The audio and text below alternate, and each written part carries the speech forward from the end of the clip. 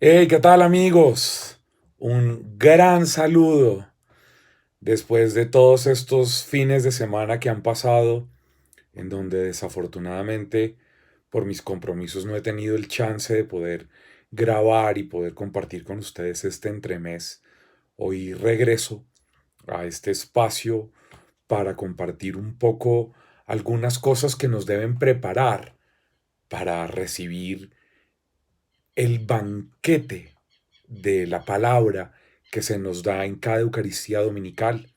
Yo soy Pacho Bermeo y hoy los saludo desde mi casa para que podamos compartir este aperitivo, esta entrada que nos calienta el corazón para permitirle a Dios que vaya profundizando en nosotros, que vaya taladrando con su fuerza, con su amor, con su voz, lo que necesitamos cada vez más tener claro en lo profundo de nuestra vida.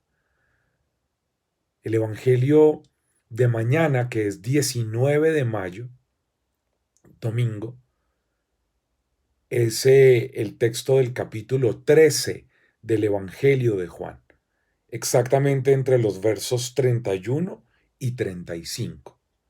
Juan 13 del 31 al 35. Leámoslo y empezamos a revisar algunas ideas que yo creo que no deberíamos perder de vista en esta meditación de este día. Vamos con el texto. Búscalo, por favor. 13, 31, 35 del Evangelio de Juan. Dice así la escritura.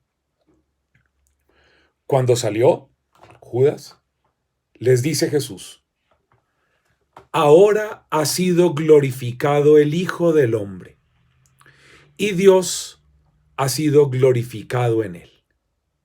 Si Dios ha sido glorificado en él, Dios también le glorificará en sí mismo y le glorificará pronto. Hijos míos, ya poco tiempo voy a estar con ustedes. Ustedes me buscarán y lo mismo que les dije a los judíos, que a donde yo voy, ustedes no pueden venir, se los digo también a ustedes. Les doy un mandamiento nuevo, que se amen los unos a los otros, que como yo los he amado, así se amen también ustedes los unos a los otros.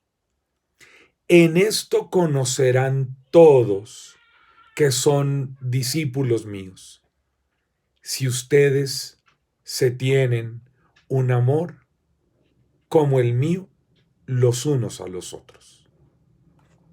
Amén. Un texto, bueno, pues conocidísimo. Lo que habitualmente hemos escuchado que se nos dice del mandamiento del amor. Pero la primera cosa sobre la que yo quisiera llamar la atención es que esta narración está situada entre la salida de Judas y el anuncio de la negación de Pedro. Si tú te das cuenta en la teología sinóptica, estas mismas perícopas que aparecen aquí, el mandamiento del amor entre la traición de Judas y la predicción de las negaciones de Pedro, está exactamente en el mismo lugar que donde Mateo y Marcos sitúan la institución de la Eucaristía. Qué cosa más impresionante. Para mí, este es de los detalles de exégesis literaria que más me llaman la atención, que más me tocan el corazón. Porque que Juan, el evangelista, haya ubicado el mandamiento del amor en el mismo lugar en el que Mateo y Marcos han situado la Eucaristía, significa para Juan que el mandamiento del amor es la verdadera praxis eucarística. Ustedes, los que me siguen, me han seguido a lo largo de tantos meses en este entremés, han escuchado que yo muchas veces termino diciéndoles que más que ir a Eucaristía, lo importante es vivir eucarísticamente. Pues hoy llegamos a la razón, digamos, exegética por la cual yo sigo manteniendo esa afirmación. Y es que para San Juan, en cambio de la institución de la Eucaristía, lo que está es la institución del mandamiento del amor. Es decir, para Juan es más importante la vivencia del mandamiento del amor,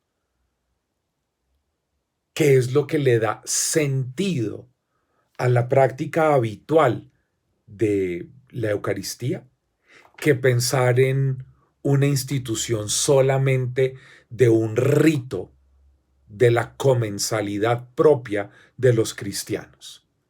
Entonces, digámoslo sin ambaje, digámoslo claramente. Para San Juan, el mandamiento del amor es el que le da sustento a la Eucaristía. De nada sirve ir a misa y comulgar si no se tiene como fundamento en las relaciones interpersonales la práctica del mandamiento del amor. Y tengamos esto clarísimo.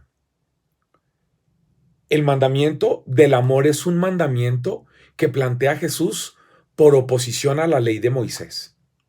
Es decir, la ley de Moisés, la Torá, miren, si se quiere, las bases del Antiguo Testamento quedan sustituidas por el mandamiento de Jesús. Por eso hay que tener mucho cuidado en revisar si nosotros en nuestros grupos, en las comunidades, en donde tú participas, en donde tú celebras tu fe, somos más judíos con prácticas católicas que cristianos con praxis de misericordia católica. Hoy el Evangelio debe hacernos revisar esto. Cuando Jesús dice les doy un mandamiento nuevo, es lo que él está haciendo es echando de lado, sustituyendo la cantidad de 613 normas, de las cuales 365 eran prohibiciones que estaban en la Torá. Aquí está el centro. Y algo que es maravilloso, yo no sé si te diste cuenta, pero podemos revisarlo de nuevo. Cuando Jesús plantea el mandamiento, les dice,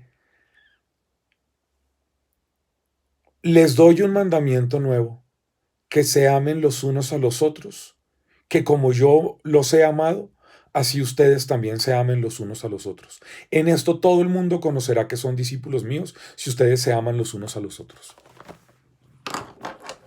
¿Qué percibes de fondo, tú que me estás viendo? Si este es un mandamiento nuevo, ¿por qué es tan nuevo? ¿Por qué es tan novedoso en relación con los del Antiguo Testamento, con el compendio de la Torá? Bueno, yo creo que por dos razones. Porque en este mandamiento del amor, Jesús no pide nada ni para él ni para Dios. Y yo creo que aquí está la comprensión más importante de lo que es vivir eucarísticamente. Revisa por un momento, por favor, si tú que me estás viendo en alguna parte del mundo, si tu preocupación como católico practicante es cumplirle cosas, es hacerle cosas, es darle cosas, es tener actitudes, rezos, oraciones, prácticas, ritos para darle a Dios, para elevarle a Jesús. Si eso es así, es posible que no hayamos entendido suficientemente la novedad del mandamiento de Jesús.